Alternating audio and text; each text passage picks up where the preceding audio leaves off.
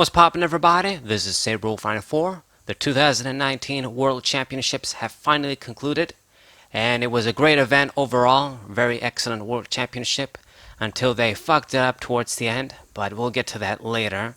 But as I always do in these videos, I'm going to give you guys the winners first, and then we're going to do a little recap. So for the junior division, the guy that won was Haruki Miyamoto from Japan, of course. And he won using Pikachu and Zekrom GX. From what I heard, he made it close last year too. I'm not quite sure, but I think he made it close or something. Or maybe it was the year before that. But props to him for winning. It's really nice when you know, he came close a previous time, and now he finally made it. Got that championship. For seniors, we have Kaya Lichtner, or Lichtner, Lichtner, I believe it's pronounced. I'm not sure. I probably fucked it up.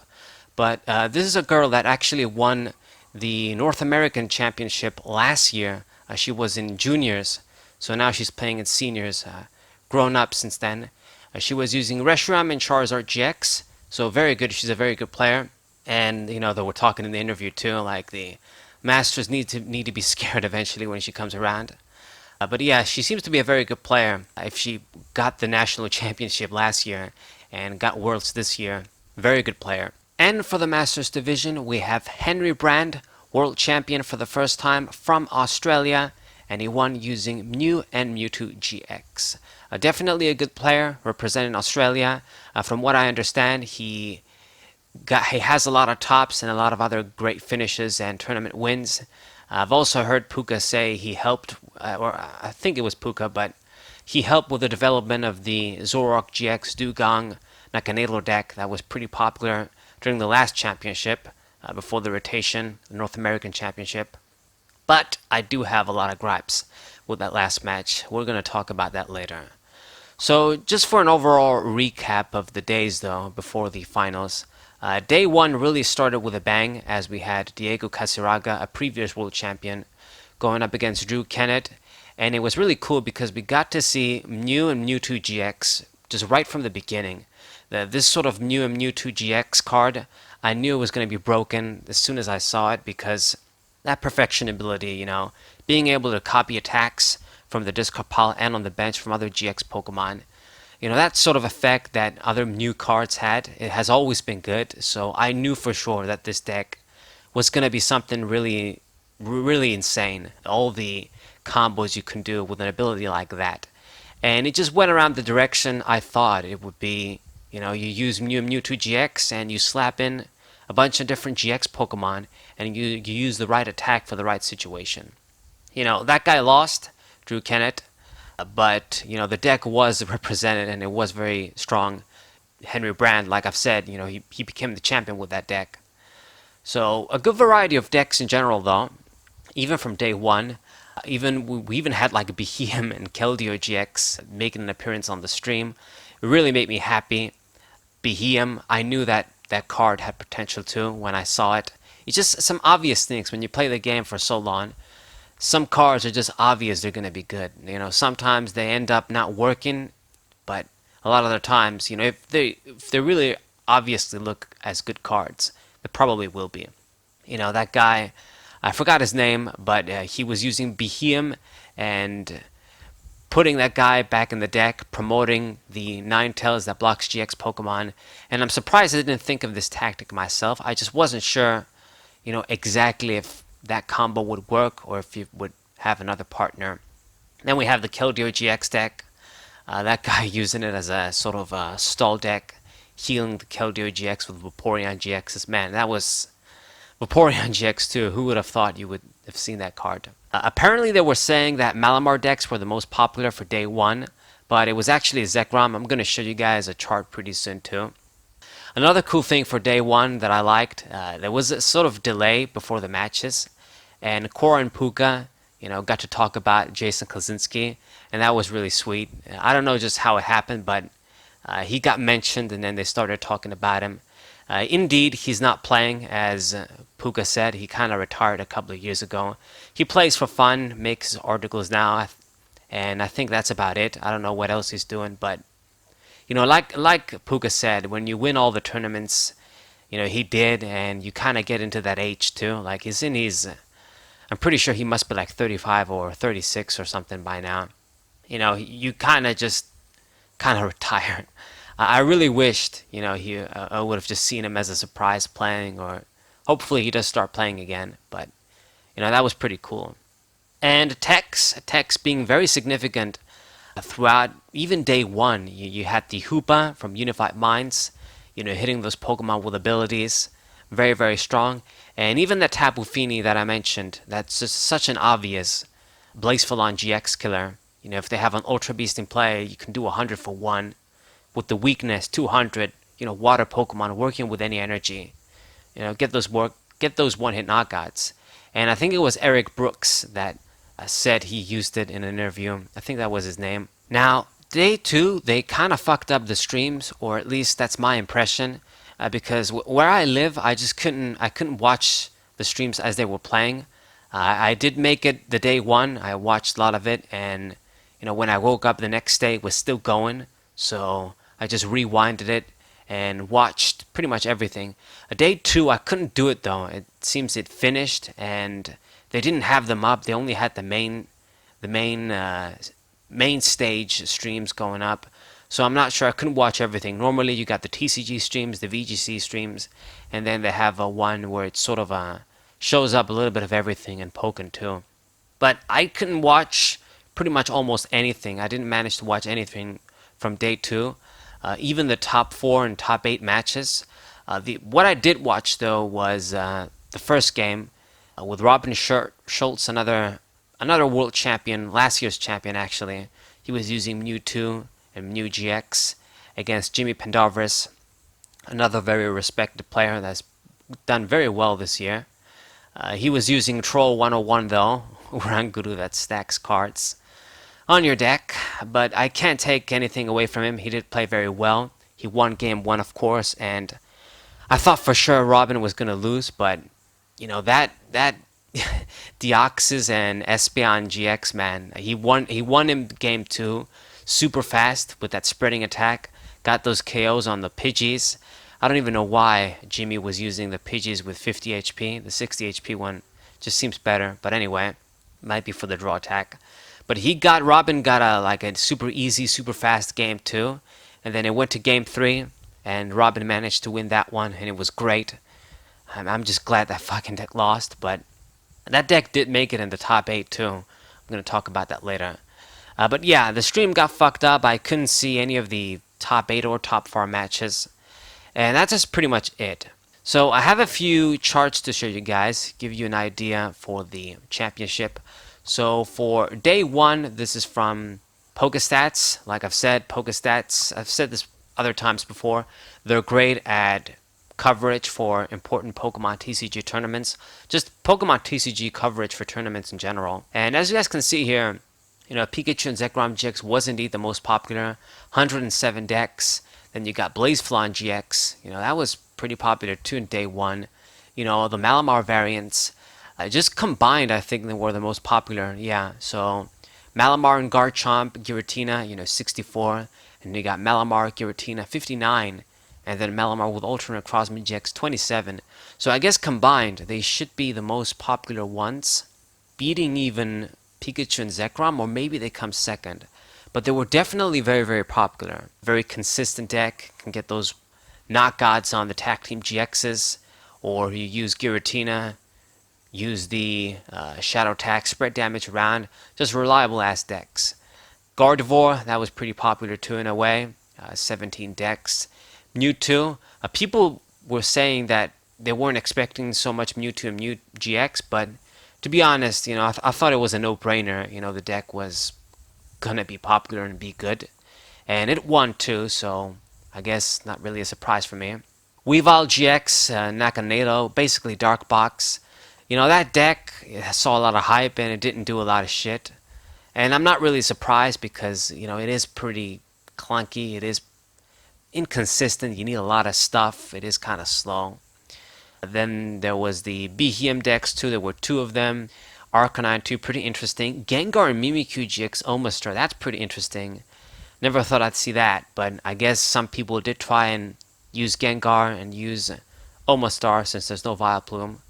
So too bad that didn't do well. You got Aerodactyl GX, you got some Shedinja decks. Whimsicott GX2, man, I fucking hate that deck. I'm glad it didn't do anything.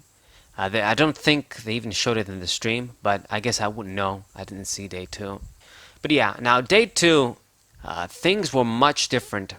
Or not much different, but there are some significant changes. So this image is from RK9 Labs. I'm not sure, I don't know much about them, but I'm guessing they do coverage like Pokestats for TCG tournaments.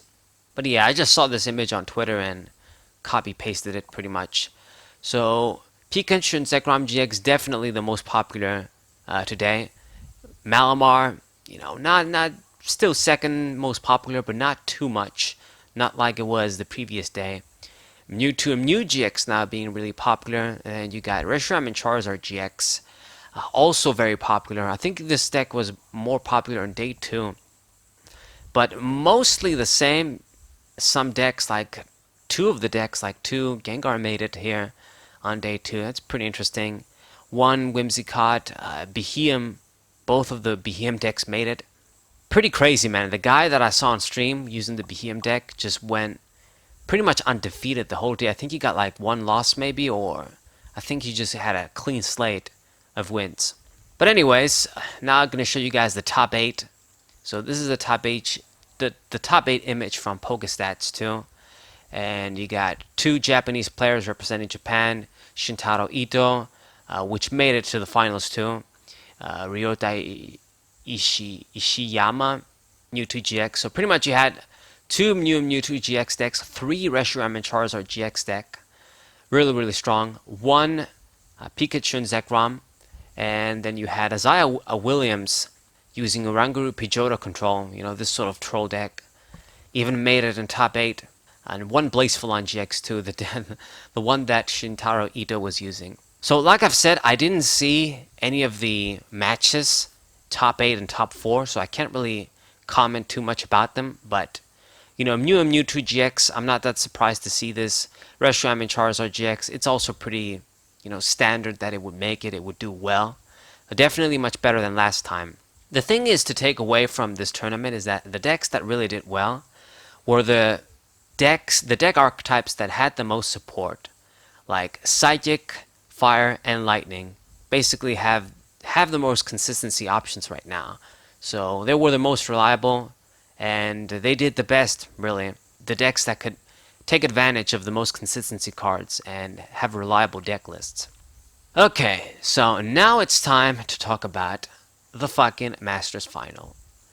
So Henry Brand did win, and like I've said, I don't want to take anything away from that guy as a good player, but it was a really disappointing finals match. Especially if you're in Shintaro Ito's shoes. I mean, I was watching the stream and I was like shaking my fucking head. Like, this is so depressing. So a penalty was issued against Shintaro because he was taking too much time to make a move, and man, it was really fucked up. The guy was playing fine. It was as a result from previous warnings from other matches, I suppose. I didn't see them, so I can't comment, but the guy was playing fairly normal. It was just that when Henry got a knockout, and it was the time for Shintaro to decide to promote Nakanadel or Blazefulon GX. It was a very critical situation. And I've been in a case like this where it's just really important what you promote. What are you going to promote when you don't have a free retreating pivot or something? The guy was taking his time, and as soon as he finally decided he was going to promote Blazefulon GX, they decided to give him like, okay, you get a penalty. You've been taking too long. So since Henry Brand was at 4 prizes, they gave Shintaro a two prize penalty. He pretty much won game 1. Henry won game 1. And it was really fucking depressing because from Shintaro Ito's top deck, he was going to get Welder, which was what he needed to win that game, I'm pretty sure. He probably had that game. It was a really intense game, extreme game, that game 1. And really just going fast when you have so much time using these sort of decks when you have so much time. It was fucked up what they did, the judges. And of course, when you get something like that, Shintaro Ito was stressing. He was playing extremely fast on game two. Really stressed out, really just fucked up. And in the end, Henry Brand won. It was really uneventful. It was really just sort of, you just saw it from a mile away in that game two as it was going. Nothing was going right for Shintaro Ito, and it would have made a whole lot of difference, night and day difference, if Shintaro won game one, we had a game two, and then potentially a game three. It's really bad. I heard some people say that, that's just how it is the rules, and if you can't play fast, you got to take the penalty. But, we're talking about a finals match here, and we're talking about a match where you get extra time. Since this is the finals match, top 8 matches just in general, you have more time. You have like 70 minutes for the 2 out of 3 match to go, basically. And they should have just told him, okay, you know what, promote somebody right now, and that's it. And then he has to promote somebody on the fly, and the game keeps going. A sort of a last warning, you could say. But no, they just gave him the penalty, and that just ruined the game. It just really ruined the game. And it's a real shame. I'm not going to lie, I was rooting for Shintaro Ito, so you guys can say I'm biased. But I mean, if Henry Brand won fair and square, I wasn't going to be talking shit. I was just going to say, damn shame, like I say other times. But yeah, it was really sad because Shintaro Ito, he won, he's this 2016 world champion using that Mega Audino deck, and that was pretty cool. That's why I was rooting for him. Sort of OG in a way, experienced player. He basically joined Ross Cotton and Igor Costa, and of course Jason Kaczynski as the 4th player to be like have a world championship and make it as a world finalist too. Not a lot of people make it even to like a world finalist position, let alone have multiple world championships. And it was going to be pretty cool, if you won the world championship, he was going to have 2, Jason has 3. Nobody else has ever won 2 world championships before. It's just everybody have either won one, and then you have Jason that won 3. He's the best. It was going to be pretty cool if we could have seen Shintaro Ito sort of slowly, try and get to that resume of Jason Kaczynski. Since, he's the only guy that got 3, nobody else got more than 1. If Shintaro Ito won that one, he was going to be at 2. Not the first guy, but the second guy, I guess, to get multiple world championships. And then maybe eventually come close to Jason Kaczynski or something, maybe even get a 3rd one in the future. So I thought it was going to be pretty interesting. It's just a shame. It happened like that. Shintaro Ito beat Todd Reklev to get over here, which is another very, very, very good player, winning multiple national championships in just 1 year, pretty much.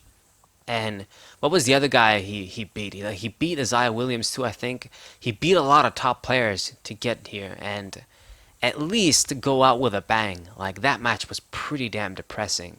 But yeah, those are just my thoughts. I thought that the judges overreacted, and they should have just gave him a final warning, like, okay, you're taking too long. Promote somebody right now. You have to decide right now, in 1 second, who do you promote, this guy or this guy? And then the game just went on like normal, but no, they just gave him the penalty and everything went to hell from that. It was a really depressing world championship, to end like that. Really unfortunate way to end it. Some people said this was like the worst world championship final ever, and it's up there. It might be. I haven't watched all of them throughout the years, but this is definitely up there. But I think this is where I'm gonna finish off the video. You guys can leave in the comments what you guys think. I just thought it was really, really bad. The judges could have handled the situation much differently. Especially since it wasn't like the dude like cheated or saw a card from the top of the deck or, insane shit like this. It just seems like there's so many situations where the judges, make a crucial decision on trivial shit and just ruins a lot of shit, ruins matches. But this is the recap, guys. World Championship is over. The 2021, it's been announced that it's going to be in London, which is very exciting. It's something that might be in my range for me to fly over there in the UK. You know, I have my grandma lives over there, so I could potentially live at her house. Just go over there and maybe make it to the World Championship, visit as a spectator. It's going to be really cool. So I don't think I want to let that opportunity slide. It's the first time the World Championship is held to a different place that's not the US. And London, you know, is a great place for me to really make it there. So be able to travel. So I think that's really cool. Really excited about that. But this is the video, guys. I hope you guys enjoyed. I hope you guys subscribe, leave a like, and share this video with your friends. I'm going to finally start showing you guys matches for the standard format. And we have a brand new format going on, so let's welcome it with open arms. Sabre94, thank you guys for watching. What's up?